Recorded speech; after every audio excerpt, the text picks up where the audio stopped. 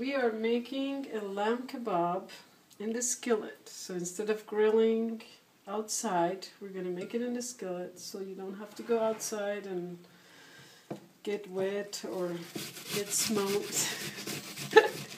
So first what you do is you take an onion, you peel it of course, and then you start shredding it in the meat. And usually I do a little bit over half of an onion. I don't do all of it because I'm going to use the rest of it in the skillet to be cooked with the kebabs. For this lamb kebab, I'm also using some of my garlic chives that I grew in my backyard. So I'm going to put those in there. You just chop them kind of finely. You don't have to be perfect. I don't do anything perfect. So you just chop these. And at the same time, I'm going to talk about the spices I'm using in this lamb kebab. I have coriander, which is ground cilantro seeds. I have some basil, dried of course. You can have some fresh basil if you like. I have some cayenne to give it a little bit of kick, because cayenne has a little bit of spice in it and it's really good for your digestion also. The salt part, I'll just leave it to you, how salty you like the food. I don't use a lot of salt, and the salt I use is mainly sea salt. Okay, for the cayenne is about 1/4 of a teaspoon. For the coriander is 1 tablespoon. For basils, if you like basil, you can put more than a teaspoon, but I have a teaspoon here so I can please everybody. So I put the chive and I put all these ingredients, and then you can just mix them with your hands. If you're like me, I like to mix it with my hands, or you can use a spoon if you don't like your hands to be involved with the meat. That's fine too. I have done it with spoon too and it works. You mix them until the meat gets all the spices mixed in it. And also it gets a little bit thicker. It's not thin and watery. So when you're mixing it, you're giving it a thick body also, so it will stick with each other. So when you make your patties, they don't fall apart. Also, when you make your patties, make sure that you pat them a few times to get them nice and firm.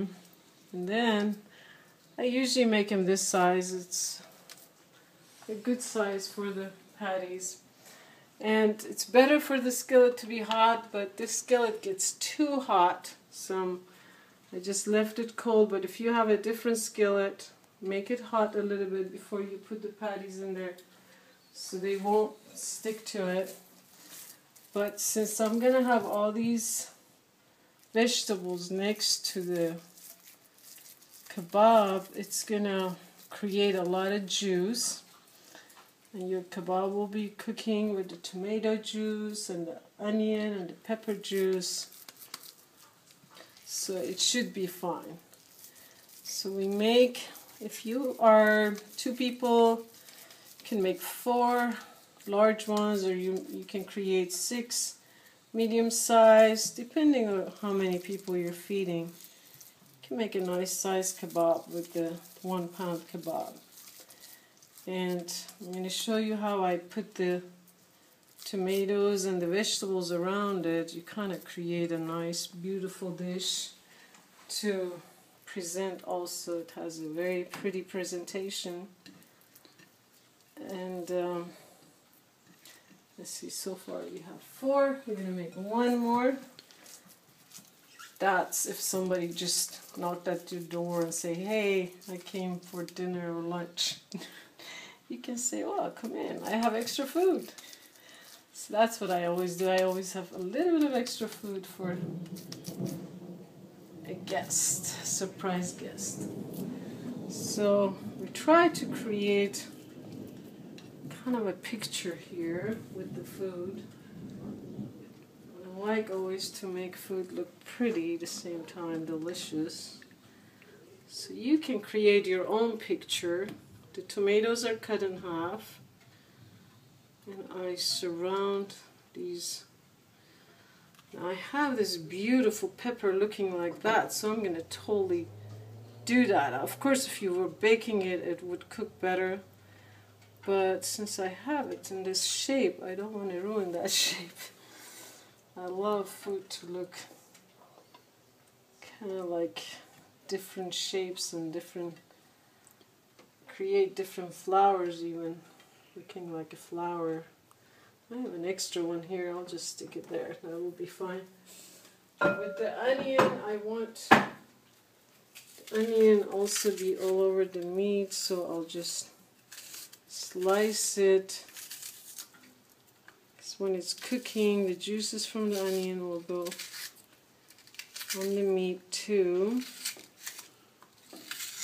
And you will have the best skillet lamb kebab there is. I forgot, I'm so sorry, I always forget the temperature, but if you're cooking it at stovetop, you can put it number 4 if you have an oven like this.